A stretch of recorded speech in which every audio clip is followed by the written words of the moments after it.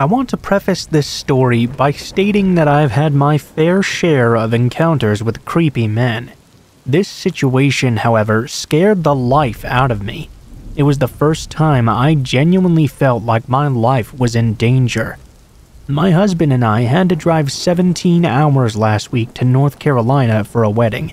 It was honestly an exhausting week, and we basically spent the entire time rushing from one family gathering to another. We were staying in a motel for the time we were there. We had already been at this motel for a few days by the time the day of the actual wedding rolled around, and the day of the wedding? It was quite hectic. We were rushing around everywhere, trying to get ready to leave for the venue. My husband got ready before me, so he could do some last-minute things before we had to leave. That left me all alone in our motel room to get ready before he returned. It was extremely, brutally hot outside, so I decided to do my hair and makeup in just my underwear, so I wouldn't be sweating in my nice dress the entire time. The way this motel was laid out, the sink and mirror were in the general open area of the room, with the toilet and shower in another room. So anyone walking by our room window could see me standing at the mirror. I did, however, have the curtains completely drawn closed. These curtains were a bit sheer though, so you could technically see the shadow of someone walking by on the outside, or maybe they could see the silhouette of me inside the room. I was curling my hair in the mirror when I noticed the silhouette of a man walking by my room window. As he's passing by my window, I see him stop and start trying to look inside. At first, I thought it was my husband, trying to see if I was ready, so I paid no mind to it. But the longer the guy stood there, bobbing his head around trying to get a better look through the curtains, I began to realize it was not my husband. Obviously, why wouldn't he just come in if it was? Now I was starting to get a little bit freaked out.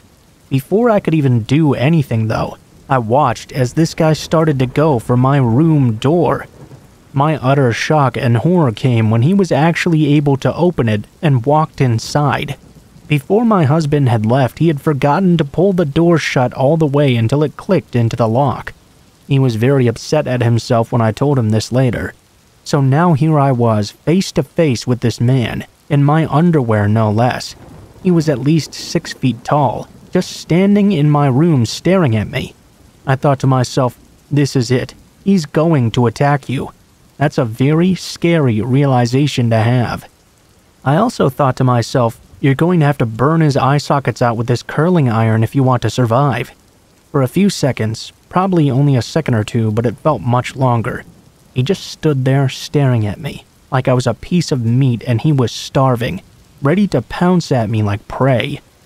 He then began to smile the most evil-looking, toothy grin I've ever seen, and started mumbling something under his breath. I couldn't quite make out what he was saying completely, but I did make out the words "pretty lady" and "come here." I don't know if it was the fight or flight response, but I just suddenly got extremely pissed. I charged towards him, ready to strike him with my hot curling iron. I screamed as loud as I could, "Get the fuck out of here!" It must have startled him quite a bit, because he jumped back and out onto the balcony of the motel. I saw this as my chance, and I ran for the door. Luckily, I was able to get to the door and slam it shut right before he was about to make his second attempt at entering inside. I immediately collapsed onto the floor sobbing. I was literally too scared to move from that spot until my husband came back 15 minutes later. I told him the whole thing and he was very freaked out. He initially wanted to find the guy so he could beat the shit out of him, but I refused to let him leave my side. He must have apologized 1,000 times during the rest of our trip for not making sure the door was locked before leaving, but I told him that day was so rushed, and that whole trip really, that I could understand how it happened. We went to the motel management and told them the whole story. The police were obviously called, and I gave them a description of the guy so they could see if it was someone who was staying in the motel. After going around to the few motel occupants, they said no one matched his description, and concluded he was not staying there at the time. Obviously, we were late to the wedding that day, and the whole experience just kind of ruined what should have been a happy time. We planned on staying another day before our long drive home, but we honestly just both wanted to get out of there as soon as possible. We skipped most of the reception, went back to the motel, and packed up and left. I'm usually always so vigilant when locking my doors, especially when I'm home alone. Just goes to show you that all it takes is that one time you forget to check your locks for a certain unwanted guest to invite themselves inside.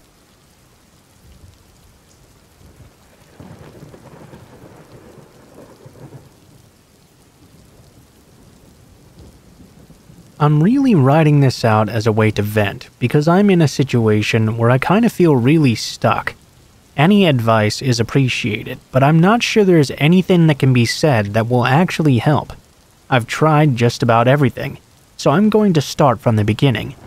This is a story 2 years in the making, so I'll try to be as thorough as possible. In 2019, I graduated with my master's degree and moved to a relatively rural area for my PhD. Thinking we'd make an investment, my dad and I purchased a house. The intent was to rent it out once I'd completed my PhD. This house was only a block away from a dive bar where my dad was able to make some pretty good friends.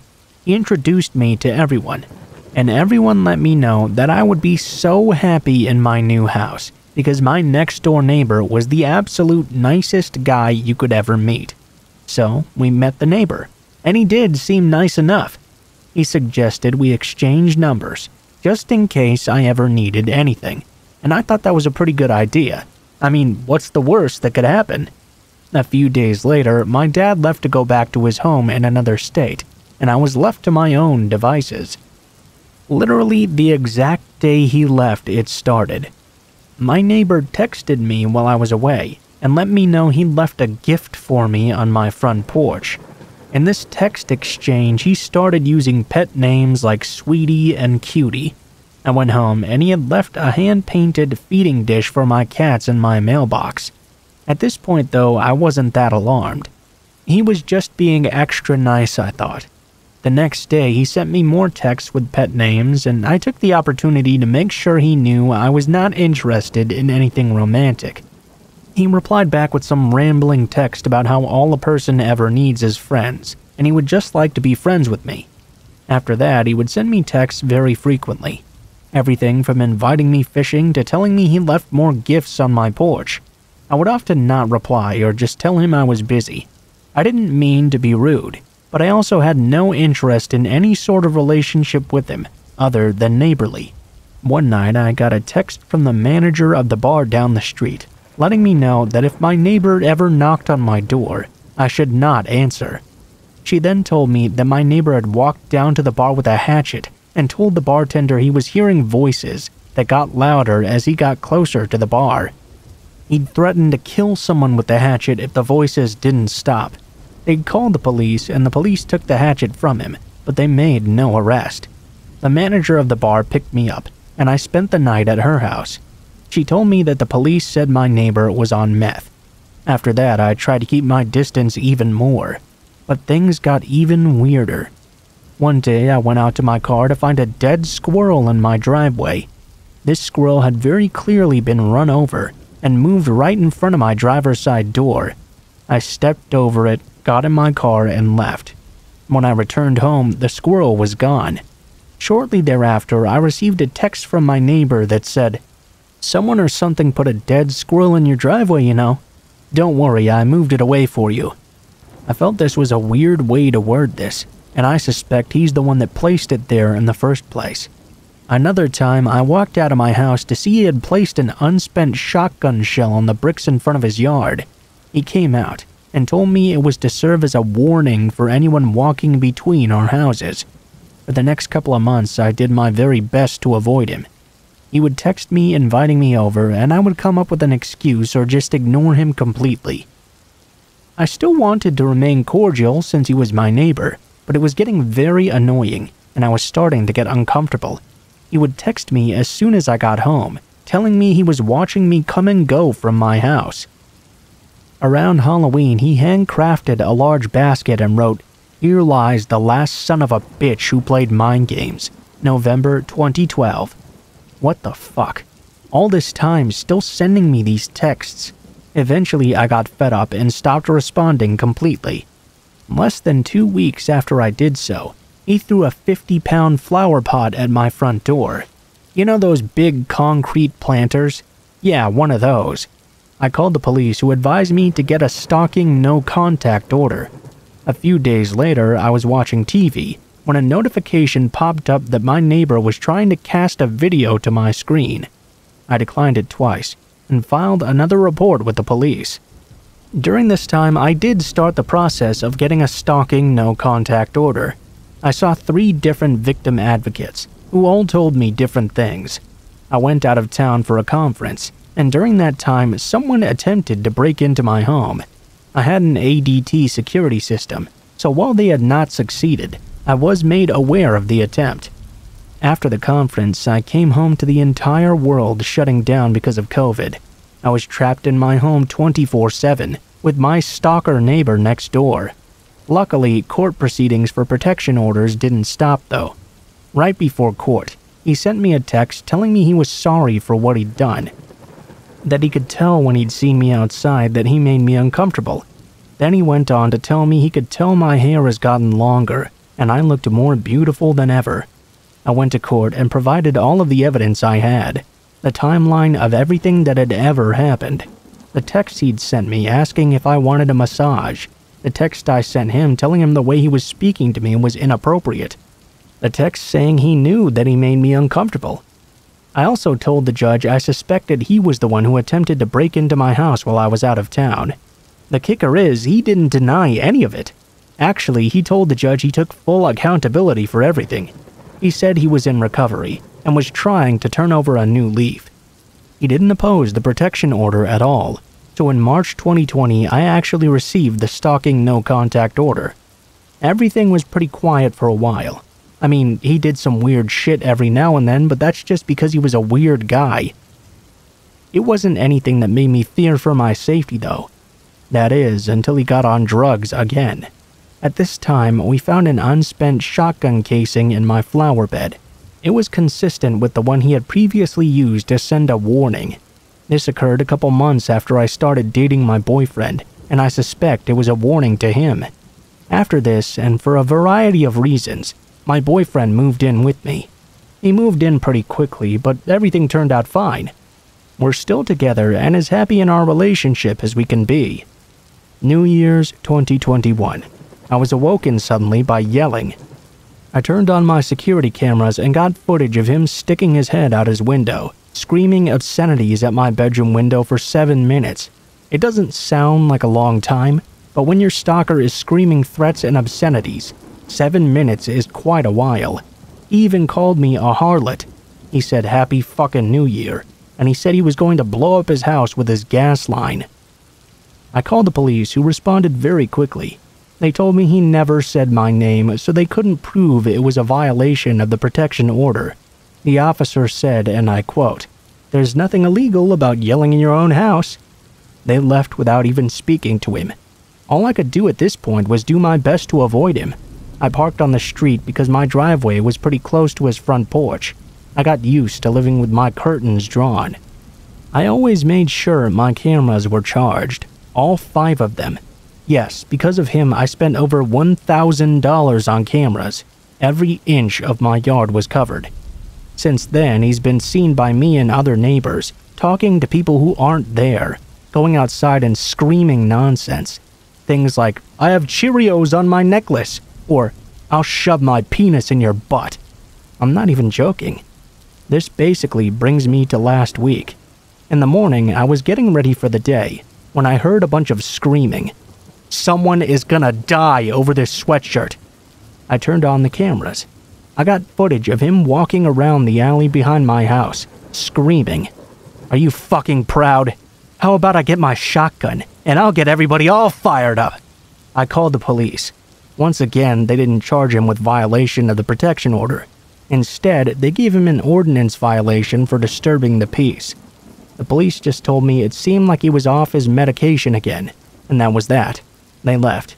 Last night, I was awoken to hammering outside my window at 1 a.m.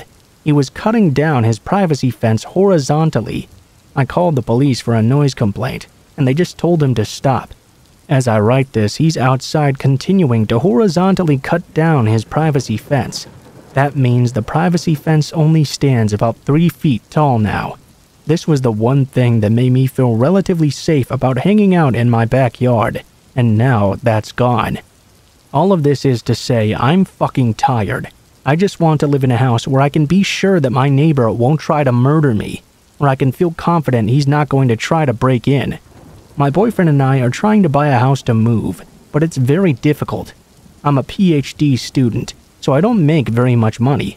Renting won't work because I have 4 cats plus my partner's cat and dog, although we have secured a place for those if necessary. And finding a place to rent with so many animals is difficult, if not impossible. I refuse to rehome them, so maybe it's partially my fault I'm stuck in this situation. My dad has agreed to co-sign on another mortgage, and I've gotten a second job. We should be able to save up enough money within a few months. But until then, I'm kinda stuck. I just don't know what else to do. I'm so tired and angry, so I figured I'd write this to vent. If you made it this far, thanks for reading at all. There's still so many different instances I've left out, but I'm just so exhausted that I can't tell them all.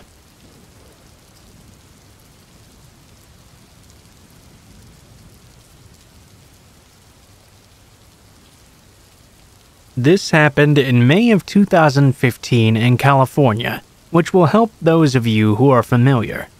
I had graduated college in June of 2014, moved back into my old hometown, and started a consulting company with my boyfriend, which was going very well.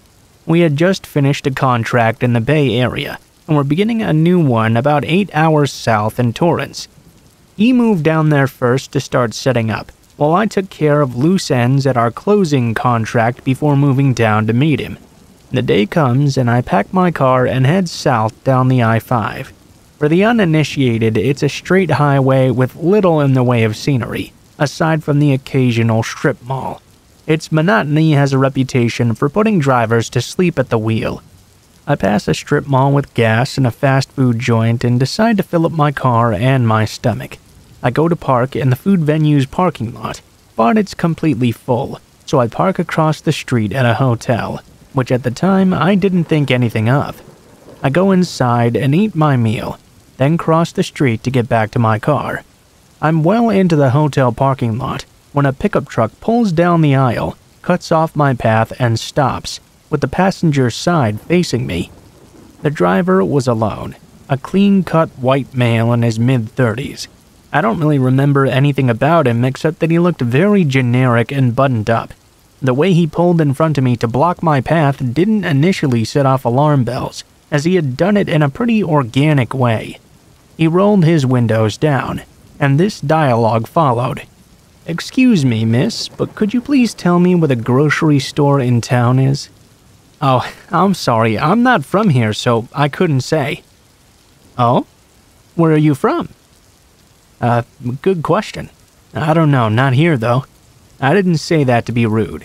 I just moved through so many cities at that point and was on my way to a new one, so I wasn't sure really how to answer that question. He laughed and made a joke, then asked me where I was headed. I mentioned that I was in the process of moving. I will say that he was very charismatic, and at this point I just thought he was trying to flirt with me.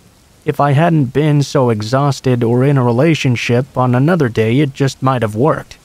He makes another comment about how unpleasant moving can be and then gives a warm chuckle and extends his hand to shake mine. "Well, I'm glad I got to meet you. I'm Scott, by the way." If you recall, the truck was in front of me with the passenger side facing me. I actually took a step forward to grab his hand, then got the delayed response of every alarm bell that should have gone off earlier. 1. I'm in a hotel parking lot. 2. He just asked me a question that established I don't know where I am. 3. Another question that established I'm alone. And 4. Another that established I'm not expected at my destination for many more hours. The thing that connected all these synapses? When he extended his hand to me, he didn't make even the faintest effort to make it accessible at all. He didn't lean over the seat or move toward me in any way. Instead, his hand was hovering comfortably over the center console, waiting for me to grasp it, which in order to do so, I would have had to lean well into the car. Again, I had already taken a step forward towards him and begun to raise my hand to take his when these sirens went off. I rocked backward to where I was standing. I remember looking into his eyes for what felt like forever, feeling everything click into place while also half convinced my imagination was just running wild. His hand was still waiting steadily. I lowered mine and felt my eyes narrow slightly with suspicion. "I'm going to walk away from your car now, Scott." Boom. The truck burns rubber, thick gray smoke shooting out as the guy guns it out of the hotel lot at 100 miles per hour. He must have slammed it. Regrettably smart on his end, because I didn't have the license number or anything to offer to the police later. In the immediate minutes following the event, I felt very relieved, but I hadn't really processed the full weight of what just happened. Unfortunately for me, I had many more hours to think back and analyze the whole interaction to shreds.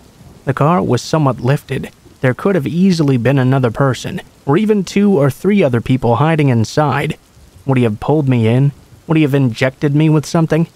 My mind just kept creating on these scenarios where I wake up hours later, and nobody would even know where in my drive I went missing, or possibly even notice for most of the day. I still get creeped out thinking about how close I came to taking his hand, and how fortunate I was that I didn't allow my reaction to be driven by manners, as criminals often take advantage of.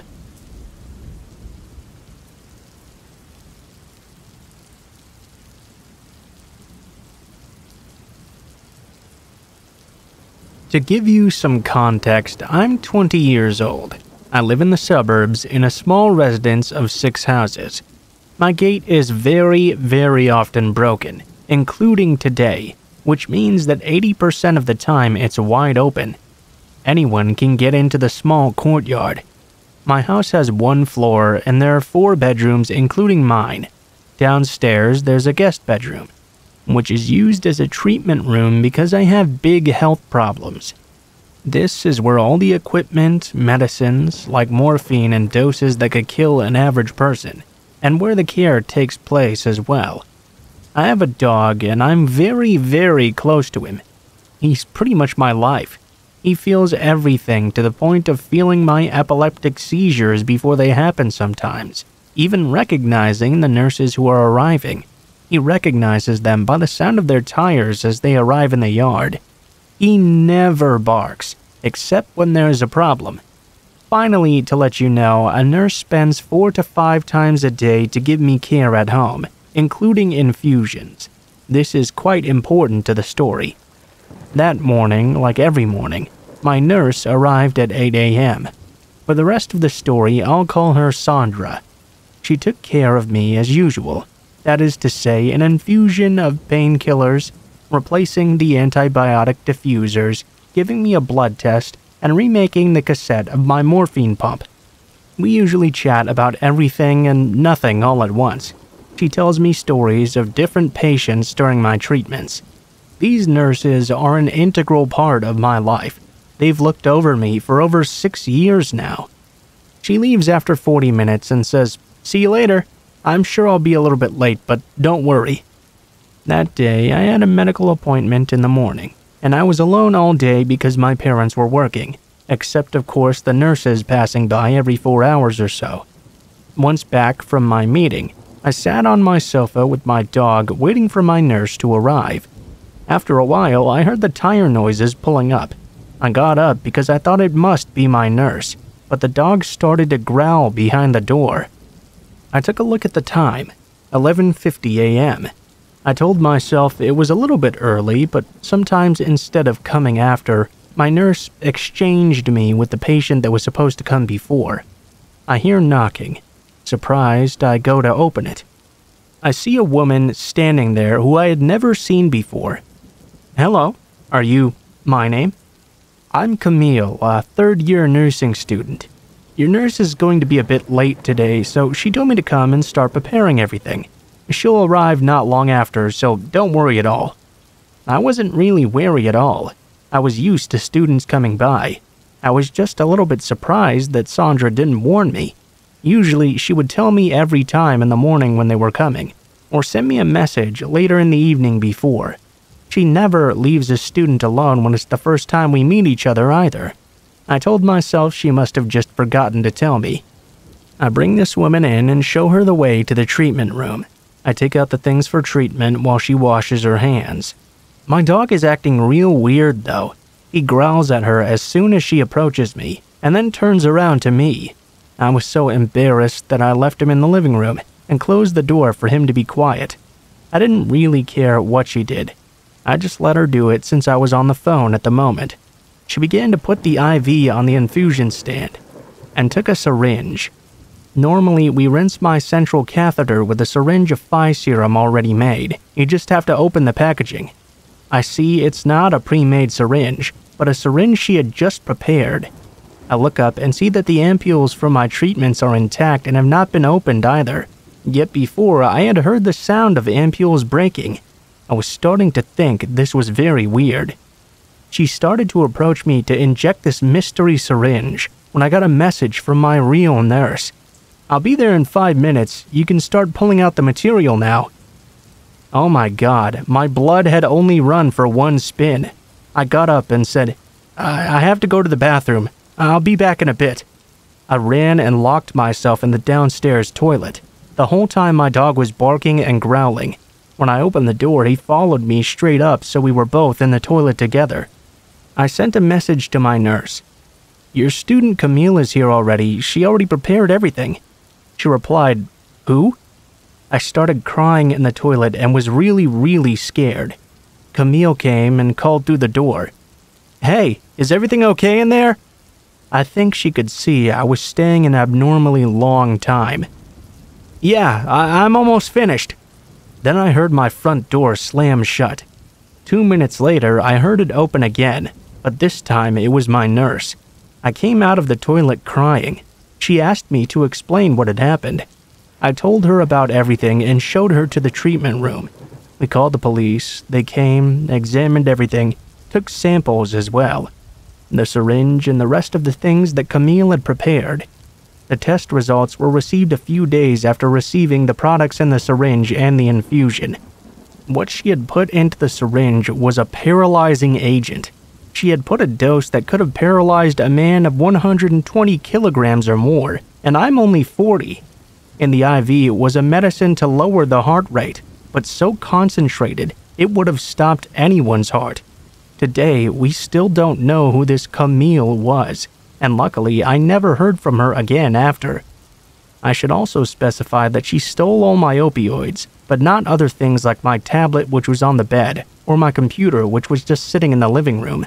In retrospect, I realized my dog had sensed this person didn't want me to be well.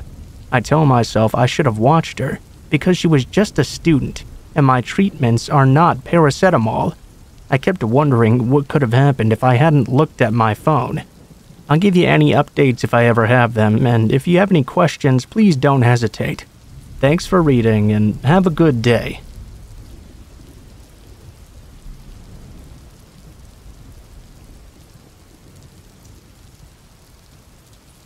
This story didn't happen to me, but to a very close male friend of 7 years. I was hanging out with him and a couple of other friends, and we were talking about all of our creepy experiences. Here is the story from his perspective. A little bit of background. I was 16 years old when this happened, living in Amman City, the capital of Jordan in the Middle East. I was in high school at the time.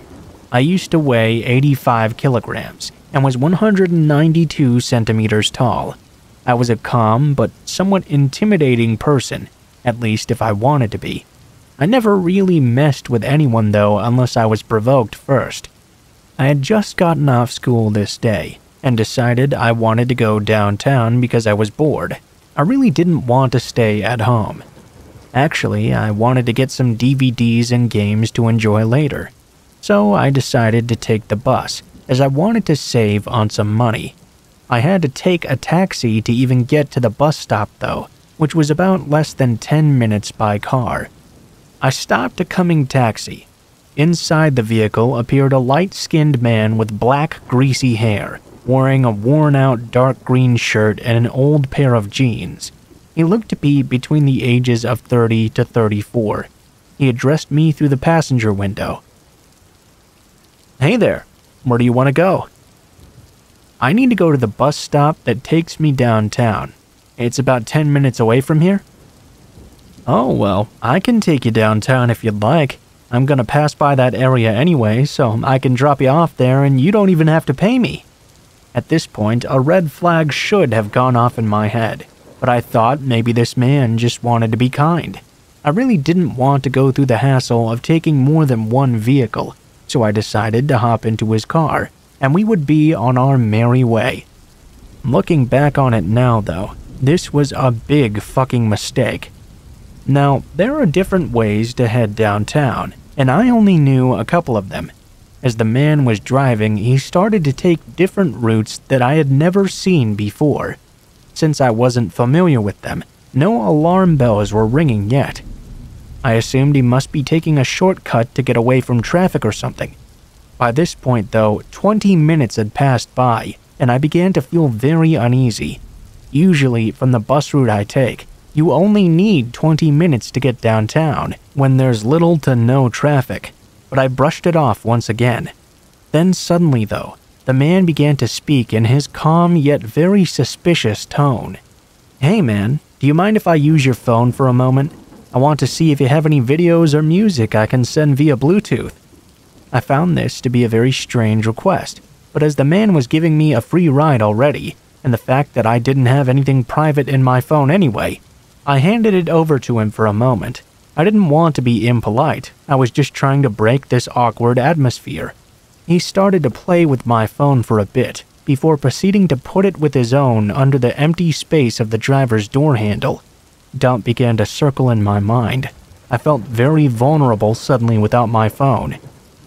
Despite my doubts, though, all I could think to do was stare to the window outside. The feeling of dread and uneasiness only continued to grow. I was not able to tell where we were anymore. The man kept on driving. I started to see many empty roads, with only desert on both the right and left sides. The only things around were various old, worn-out, rusty shipping containers. It was getting very dark at this point. This is where things get even creepier. The man proceeded to pick up his own phone and began to speak to someone at the end of the line, shouting in a very angry voice. "I'm gonna fuck you up, you motherfucker. You better prepare yourself. I'm coming to beat your ass, you son of a bitch." As soon as the man ended the call, I knew something was absolutely wrong. Looking more closely at the phone he was holding, I was able to recognize the phone he had was the type that didn't have Bluetooth. Alarm bells started ringing very loudly in my head. That whole call had just come out of nowhere, and I could feel a bunch of dread. My fear was absolutely real. I asked him for my phone back, growing very nervous and impatient with each word escaping my mouth. He looked at me with this kind of funny look and said, "I just wanted to see what you've got on your phone, you know." By this point, I had enough. I sternly told him to give it back. The anger and fear was barely contained in my voice. He hesitantly obliged after muttering to himself for a while. I knew at this point I had to get out of this taxi. Feeling a rush of adrenaline, I decided to pretend I was talking to my parents and created a scenario where there was an emergency and I had to get back right now. I began telling the man that someone was waiting for me and needed me immediately. I told him to drop me off right here and right now. I was seeing an upcoming traffic light and then nothing from then on. I knew this was my only chance of escape. I was not sticking around any longer to know where this man was taking me to. God fucking knows where we even were already. As soon as the man stopped at the light, I spoke to him in my most intimidating voice and told him to open the passenger door. Luckily, there were also a couple of cars stopped right next to us. Thank God the man just responded with a menacing look and pressed the unlock button. I sprinted out of that car faster than you could even say, "Fuck this shit, I'm out." I went straight to a small run-out coffee break stop in the middle of nowhere, as that taxi sped off at 100 miles per hour. I went outside and asked the server if downtown was close by. Completely out of breath and with sweat dripping from my forehead, the server looked at me with a confused and irritated face. "You know you're far out of the capital, right? Heading to the city of Zarka?" Shit, I thought. Holy shit. I proceeded to call my parents to come pick me up from this middle of nowhere. God knows I'm not taking the taxi to get back home after this, or anytime soon.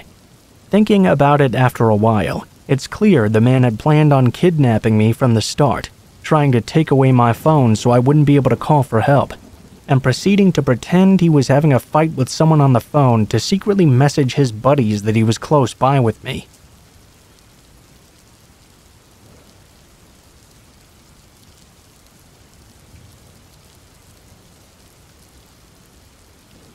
Hey there everyone, I wanted to tell you about an experience my brother and I shared 2 years ago. I've made a post over in r/paranormal, but I decided to repost it here too. So, we were deciding to go somewhere haunted during the day. There's this old cemetery in Santa Cruz we decided to check out. We go in, walk around, nothing out of the ordinary happened, so we decided to leave. The cemetery is on a supposedly haunted road that leads up into the woods. This road is said to be haunted by a lady in white that tries to hitchhike in your car. I had forgotten this fact until after the day. Alright, so along this road we're driving down, it leads to a forest area. A couple of miles down from the cemetery, you can pull to the side of the road and walk along this hiking trail. We decide to hike this very same trail. I'd completely forgotten the road was supposed to be haunted as well, so I wasn't even looking for anything paranormal at all. Anyway, we start hiking this trail in the afternoon. 10 minutes in, we stumble along some abandoned train tracks and a barely standing bridge for the train that used to run along those tracks. It looked really cool, so we decided to head down to investigate this hill right by the bridge that lets you go underneath the dilapidated area. We go down there and start to mess around, looking at all the cool architecture. After we had had our view, we started back up the little hill that led back to the trail. When we finally managed to get to the top, we were a little bit exhausted because the hill was kind of steep. You also had to use the trees around you as leverage to climb back up. We're standing around back on the trail when we both notice something out of the ordinary. We can both hear a voice, almost like a grown man's, shouting and screaming very angrily. When I say angry, I mean absolutely furious. The voice sounded like the rage of a man that wanted to murder someone. We quieted down. We could tell the voice was still very far away. It almost sounded like it was coming from the mountains around us, more than 500 feet away for sure. We both looked at each other. What the fuck is that? We stood around listening for 15 seconds. Next thing we know, the voice had suddenly come down the trail from what sounded like hundreds of feet away to being right down at the very end of it. The inhuman speed with which the voice came closer seemed so unnatural. I noticed it was now coming down the trail as well. I was thinking to myself, this voice sounded like it was from someone who was ready to kill. But the weird thing was, the voice was speaking in what I can only say was gibberish. I could not understand one single word it was saying. I instantly got this fight or flight feeling all in my body as the voice started getting very loud and moving closer to us at completely inhuman speeds. I told my brother to pick up some huge sticks with me to defend ourselves. Even though this voice had come out of nowhere and was moving down the trail at lightning speed, I still had the assumption it must be some kind of crazy person out in the mountains, having an episode or something. We picked up those sticks and sprinted down the trail back to the car. Now, here's the weird part.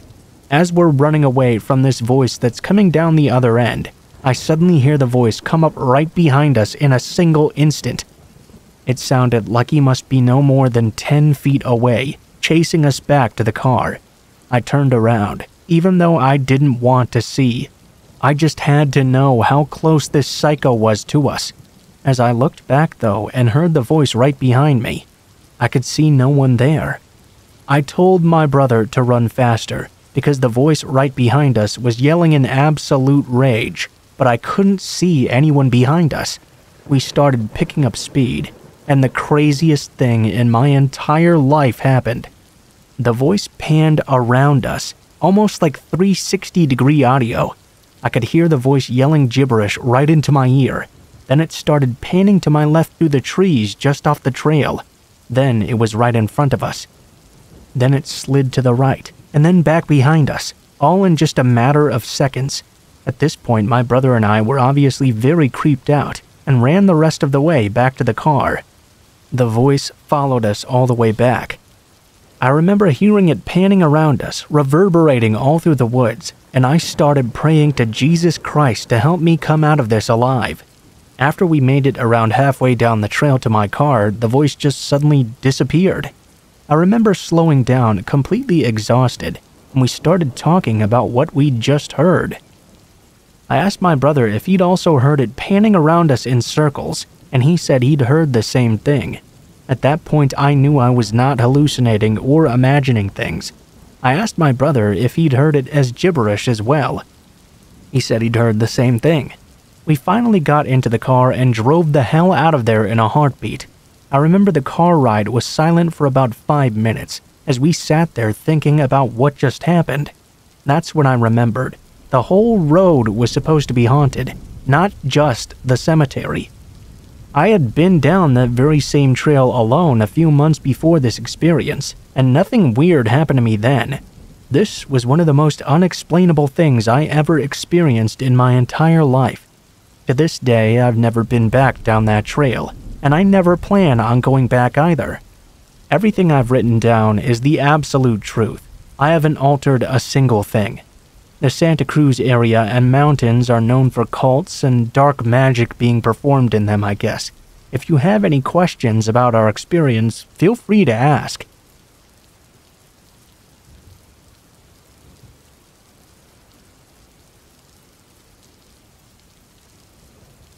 Back in 1998 or 99 or so, I was around 5 or 6 years old and living in a crime and drug-ridden part of the downtown area. Our house had a giant backyard that was full of thick jungle-like trees and bushes that had been taken over by the earth, and also random passerbys. We knew this due to all of the heroin needles that were around and half of a mattress that had once been on the forest floor that had since grown 15 feet into the air with the trees. There was also a path that people would use as a shortcut to the main road, so there was a lot of traffic with shady people passing through. When you're a kid, this is a nightmare of a backyard, so I was spooked since the very moment we moved in. I would complain constantly to my mom about someone watching me from outside my window when I would try to sleep. Once or twice, there had been times of him watching me, and he had shined a flashlight into my room. I had even seen a flash of his face for a brief moment, which I can still picture. His dark eyes burned through me, and for a while I never said anything about this, but eventually I did tell someone. My mom had always said it was just a nightmare, and brushed it off for a week or two while ignoring my relentless complaints. Eventually, after having a fight with me to go to sleep one night, my mom had dragged me outside the next morning to prove me wrong. We went outside to my window, and to her surprise, the grass had clearly been stomped on only outside of my window, to the point where all of it was almost dead, and only mud remained. There were also lots of scratch marks from a tool of some kind outside the window, as if the person had been trying to break in. I was in a basement with one of those tiny windows that don't even open, so breaking in through there was super unlikely. But this incident still shook my family. My mom was very horrified and started making plans to move away, but we were so broke growing up that leaving right away was just not an option. Around that same time, I and my best friend, who was also my next-door neighbor, had become pretty much inseparable. We hung out almost constantly and had no sense of danger practically. We would do dumb stuff like go to other neighbors' houses and ask for random candy. Our favorite was this elderly lady who always had hostess cakes for us. We would actually just go inside her house to hang out there. Thankfully, she was unbelievably nice and took care of us in a way. Our parents had no idea we even did this. It was like our little secret. One day, we were playing around the neighborhood, and my mom yelled for me to come home so we could go pick up dinner just around the corner. We were only gone for 15 minutes at most, and when we came back to the house, we were in complete shock. The street was closed off with crime scene tape, and there were 2 or 3 news station vans, a dozen police cars at least, and either a life flight copter getting ready to touch down or a news helicopter. It turned out that while we were gone getting food, a man who was not from the neighborhood but who had been staying with his mom for the last few weeks had walked past my best friend's yard and seen her on the phone. She was talking to a friend and making faces or whatever it is young kids do. This man apparently thought she was making fun of him specifically and talking about him on the phone. This man got so upset at the thought of someone making fun of him that he walked back to his mom's house, came back with a butcher knife, and planned to kill my friend for mistreating him. Because of where she was sitting on the porch, she could see him coming back with the knife and ran inside the home and locked herself in the bathroom and called the police with the phone she luckily already had in her hand. Unfortunately, my friend's mom was in the kitchen and was not as lucky. The man took his anger out on her mother and stabbed her so many times I can't even remember the number. I think it was in at least the high 20s. Somehow, after the amount of times her mother was stabbed, she still survived, thankfully, and made a full recovery after many surgeries. After his arrest, the story was all over the news. I remember watching it with my mom pretty religiously to make sure my friend's mom would be okay. They posted the man's mugshot, and I remembered the most intense, severe amount of fear flowing through me. The man who had stabbed this woman was also the man who would watch me from outside my window. I later found out that we had actually met this man weeks earlier at the elderly lady's house we frequented for candy. That was her son, and he had initially met us at her house and been keeping an eye on us ever since. He had only just gotten out of prison a month or so earlier and was staying with her since his release. I had never taken note of him when we first met, but maybe if I did, I would have known right away who my night stalker was and could have prevented what happened to my friend's mom. We never did end up moving. My mom figured the danger was already gone with the guy arrested, so we stayed for another year. To this day, I still can't sleep with my blinds open. To the creep who would watch me sleep and tried to murder my friend and her mother, I hope we never meet again and that you're still rotting in jail somewhere.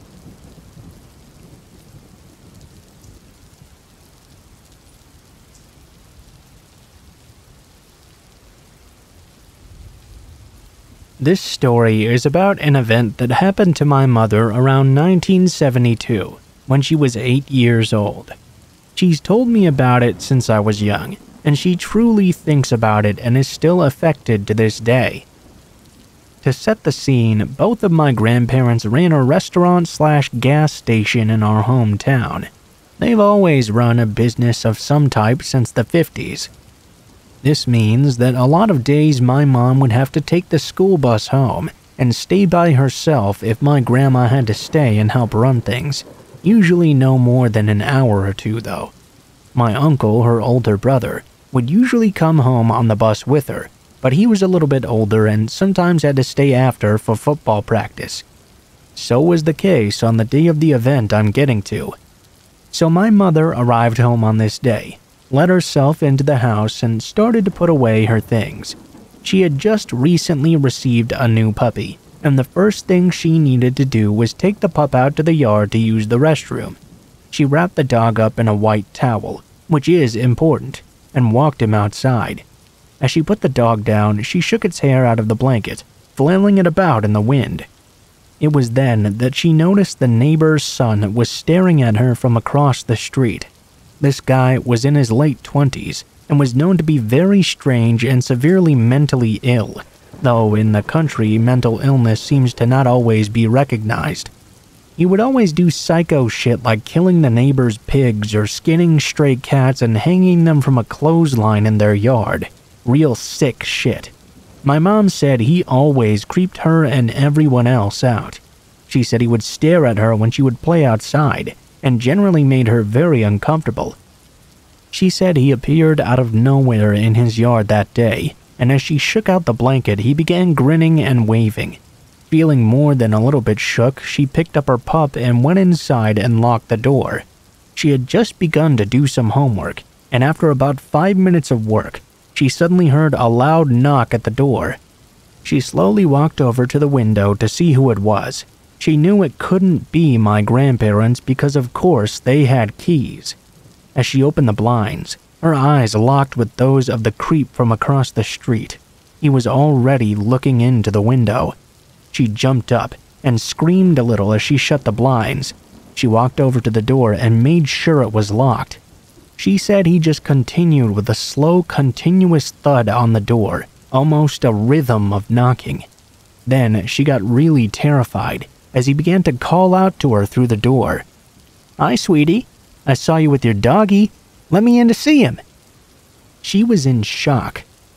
"Come on and let me in, sweetie. Please, I just want to see your puppy." In full freakout mode, my mom screamed, "You need to leave now. Go back to your house. I don't know you." He kept knocking, though. I can see the fear in my mom's eyes when she describes that part, and it gives my whole body chills. He called through the door once again. "Damn it, let me in! I saw you waving your flag of surrender."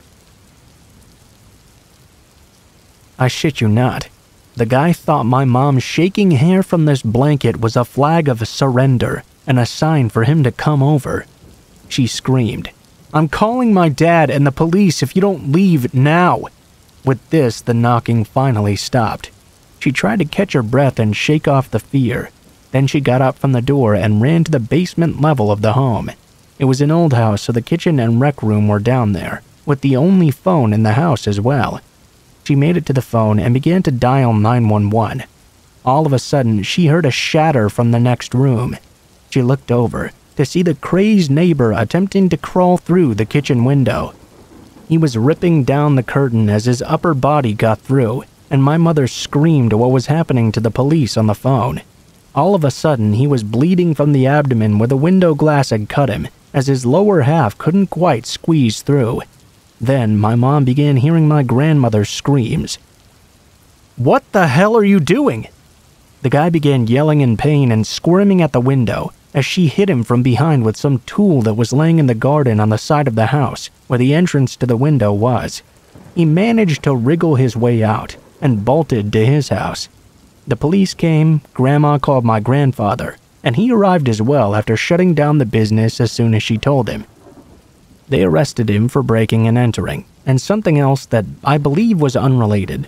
A probation violation or something, I assume. On the day of his court date, he told them the white flag of surrender story, but this was the final nut on his crazy cake, as they put him in a mental institution that very same day. He may have gotten out, but went back because my mother said he later died in an institution as well. Outside the courthouse, the crazy Appalachian redneck family of the creep tried to blame my 8-year-old mother, and the man's father called my mother a harlot. Needless to say, my army-trained grandpa beat the guy's ass on the courthouse steps as the local cops all turned a blind eye. That story has always stuck with me. My mom's had to receive therapy for it, so it haunts her a lot as well to this day. We can't help but wonder though, what would he have done to her if my grandma didn't come home at that exact moment?